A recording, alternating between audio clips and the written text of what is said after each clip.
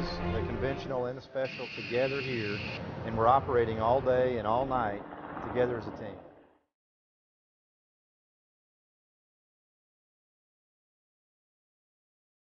If you asked what the benefit is to a loadmaster or a maintainer or one of our pilots in flying in an exercise like this, one of the main things is the chance to work with a variety of different assets. We have everything from special operations helicopters to special operations C-130s to conventional fifth-generation fighters and Navy special boats. We're putting them all together in the same exercise, and it's an opportunity that they won't get again in their lifetime unless they're operating with these assets downrange in combat overseas.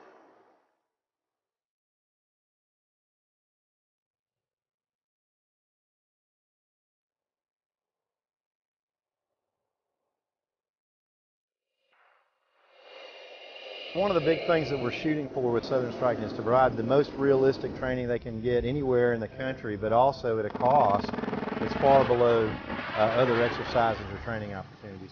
And we've done that here in Southern Strike. We all converge on Gulfport to help host units from the rest of the country.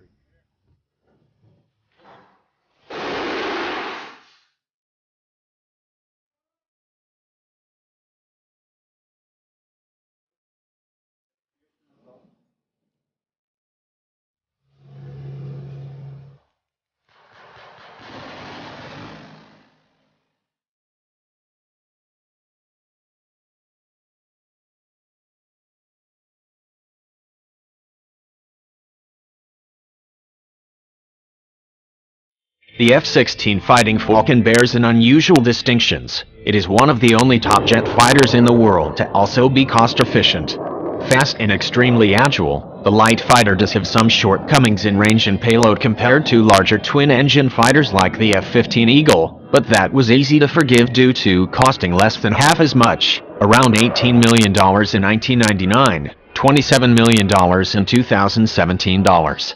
This favorable bang-for-buck ratio has not been lost on air forces across the world. The F-16 currently remains the most popular aircraft in modern military service. Out of 4,500 produced, nearly 2,700 currently remain in service in around 26 countries. Needless to say, the cutting-edge fourth-generation fighter of the 1980s will remain with us for a good while longer. The F-16 was born out of the conundrum experienced by the Air Force in the Vietnam War.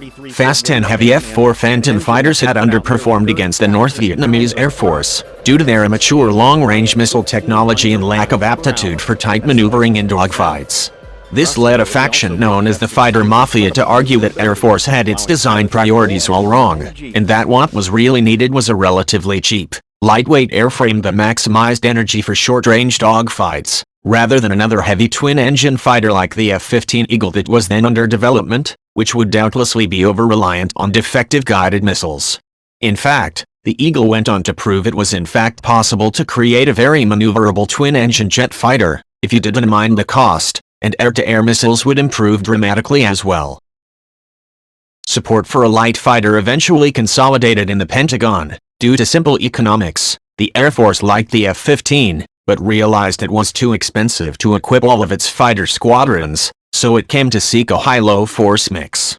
Eventually two prototypes faced off in a competitive trial in 1974, the Northrop YF-17 and the General Dynamics YF-16. The latter was unanimously found to be more responsive, while the former evolved into the Hornet fighters now serving in the Marines and U.S. Navy. The first production F-16s went on to enter service in 1980, joined by the two-seat F-16B variant.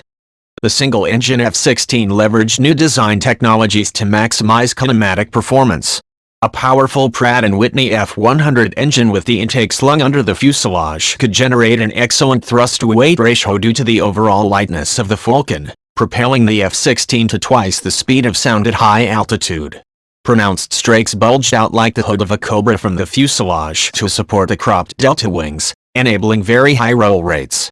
A bulging bubble canopy afforded an excellent field of view for the pilot, who was lounged in a seat angled 30 degrees back so as to mitigate the G-forces from violent maneuvers. And the F-16 could pull off very violent maneuvers indeed, becoming the first jet fighter able to pull 9 Gs in a turn, tighter than any other U.S. fighter until the advent of the F-22 Raptor. This explains the type's service in the Air Force's Thunderbird's aerobatics team.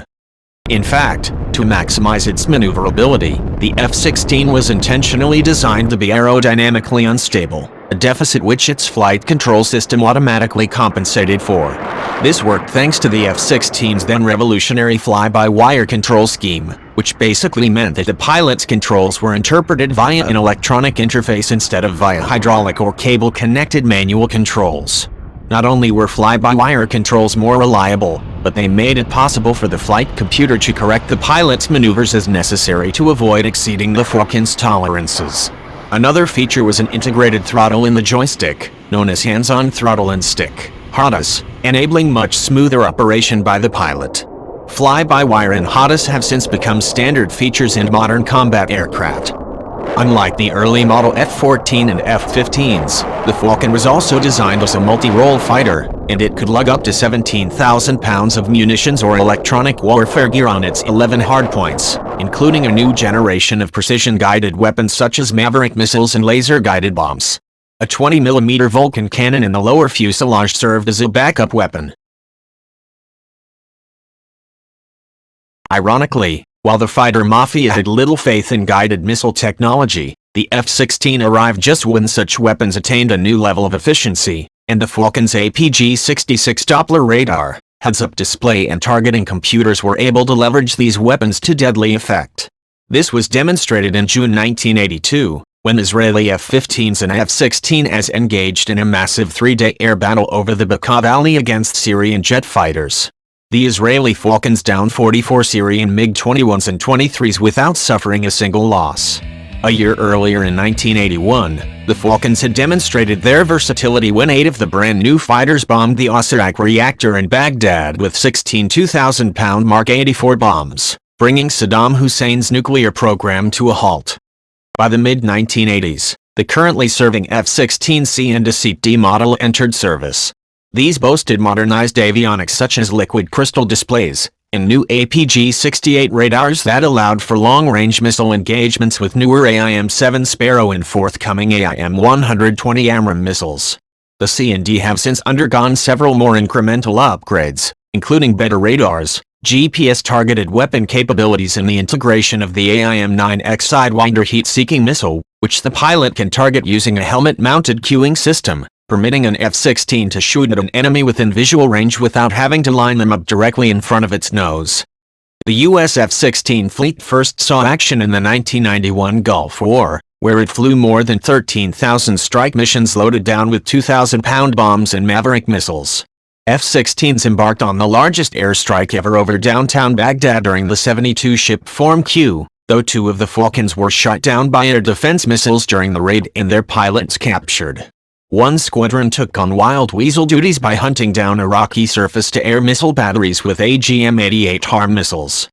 The Air Force also attempted to boost the F-16 as a replacement for the A-10 Thunderbolt in the close air support role by equipping F-16Zs and Ds of the 138th Fighter Squadron with Paveclaw 30mm Gatling cannon pods.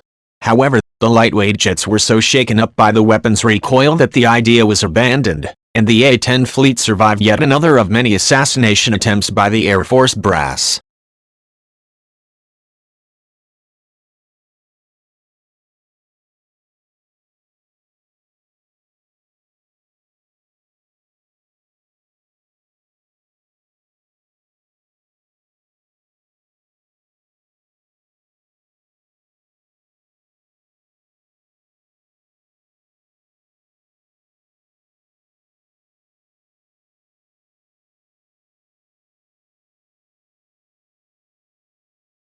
After the formal end of hostilities, F-16s enforcing the no-fly zone over Iraq scored the first kill using the long-range AIM-120 Scorpion missile when they downed a speedy MiG-25 Foxbat. Since the Gulf War, the Falcon has been ubiquitous in U.S. and NATO air campaigns over the former Yugoslavia, Iraq and Syria. American and Belgian F-16s shot down additional enemy fighters over Serbia and Kosovo during the 1990s, though 2 were brought down by Serb surface-to-air missiles. The F-16s sold abroad have also seen action in plenty of conflicts. Pakistani F-16s shot down 10 Soviet and Afghan aircraft on its border during the 1980s. In 1992, Two Venezuelan Falcons pilots played a key role in defeating a coup by supporters of Hugo Chavez by shooting down two rebel OV-10 Broncos and a Tucano trainer. By one count, the Falcon has shot down 76 enemy aircraft, while only suffering 1 or 2 losses in aerial combat, generally under ambiguous circumstances. A Pakistani F-16 shot down another by accident, a Greek Mirage downed a Turkish F-16 in what had formerly been mock aerial combat. And of course, Falcons have continued to serve as bomb-toting workhorses for airstrikes on targets in Lebanon, Iraq, Libya, Syria, Afghanistan and Pakistan. The most sophisticated F-16 in service today aren't in the U.S. Air Force unit, but rather Block 62 F-16Es and Fs ordered by the United Arab Emirates. The new F-16s boast conformal fuel tanks that greatly extend the Falcon's short range at minimal aerodynamic cost, as well as an APG-80 active electronically scanned array radar. AESA radars represent the cutting edge of fighter-borne radar technology, due to their superior resolution and lower visibility to enemy radars. Currently, an even more advanced Block 70 version is being considered for production in India. However, the costs for these newer Falcons have also skyrocketed. Due to delays and cost overruns in the F-35 stealth fighter program, the U.S. Air Force intends to continue flying its 1,200 F-16s well into the 2040s by extending the airframe service life from 8 to 12,000 hours. The Fighting Falcon has proven to be a fine and versatile combat jet, and furthermore, by one count it costs $22,000 per flight hour to operate, compared to $42,000 for a twin-engine F-15. If the agile little fighter has any shortcomings, it's that the American F-16's radar has fallen out of date, and that the type was never designed to carry a great deal of fuel, limiting its combat radius to just 340 miles on internal stores. The Pentagon should eventually consider reasonable measures to keep that fleet up to date, notably the incorporation of APG-83 AESA radars and the adoption of conformal fuel tanks. These issues aside, the F-16 has more than earned its current popular nickname among pilots as the Viper, and will continue to occupy a prominent role in military aviation across the globe for decades to come.